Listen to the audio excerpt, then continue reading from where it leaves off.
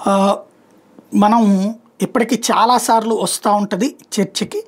ఏంటయ్యా అంటే దళితు బడుగు బలహీన వర్గాలకి వివక్ష పోయిందా? చాలామంది పోయిందని చెప్తా ఉంటారు. నేను చాలాసార్లు చెప్పా. ఇప్పటికీ వివక్ష ఉంది. పూర్తిగా వివక్ష పోలేదు. అసలు ముందు ఈ వివక్ష అన్నటువంటి దానికి కారణం ఇదివరకటి రోజుల్లో ఆర్థిక స్తోమతో లేకపోతే మరొకటో అనేవాళ్ళు కాదు అనేది ఈ కాలంలో కూడా జరుగుతున్నటువంటి కొన్ని సంఘటనలు తెలుస్తూ ఉంటాయి. ఇప్పుడు కులాంతర వివాహాలు చేసుకుంటున్నటువంటి వాళ్ళు దళిత బడుగు బలహీన వర్గాలను చేసుకుంటున్నటువంటి ఓసీలు ఎంతమంది? అతి పరిమితం,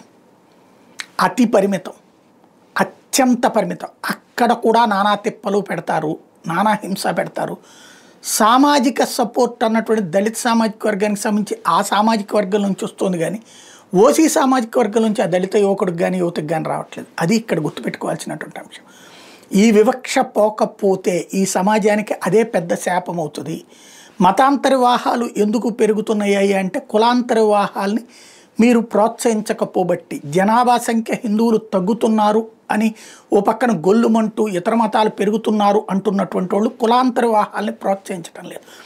ఈ ఏదైతే కులాలకు పరంగా చూసుకుంటున్నప్పుడు ఎవరికాళ్ళు స్తోమత చూసుకున్నారు. పోనీ ఆ స్తోమతలో కూడా ఎదిగినటువంటి ఈ కుర్రోడు ప్రాణాలు తీశారు. ఇతను బడుగు బలహీన వర్గాలకు సంబంధించినటువంటి వ్యక్తి. టీసీఎస్ లాంటి ప్రతిష్టాత్మక ఐటీ కంపెనీలో జాబ్ చేస్తూ మొన్ననే ₹1,20,000 ఈ నెల జీతం అతని అకౌంట్లో పడింది. కానీ యూనివర్సిటీ గోల్డ్ మెడలిస్ట్ అయినటువంటి ఆ కుర్రోడు సాఫ్ట్వేర్ ఇంజనీర్గా చిన్న వయసులోనే మంచి జాబ్ సంపాదించి లక్షల్లో జీతం వచ్చినా సరే కేవలం కులరక్కసి కారణంగానే ప్రాణాలు కోల్పోయినటువంటి పరిస్థితి. కాబోయే అత్తమామలు ఇంటికి పిలిచారని ఆనందంగా బయలుదేరితే కొడుకు శవమై వచ్చాడంటూ ఆ తల్లిదండ్రుల ఆవేదన అంతా ఇంత కాదు. కెవిన్ అనేటటువంటి ఈ బాధితుడికి సంబంధించినటువంటి అంశం ఇప్పుడు పెద్ద చర్చకు వస్తుంది. బడుగు బలహీన వర్గాలు నిలదీస్తున్నటువంటి పాయింట్.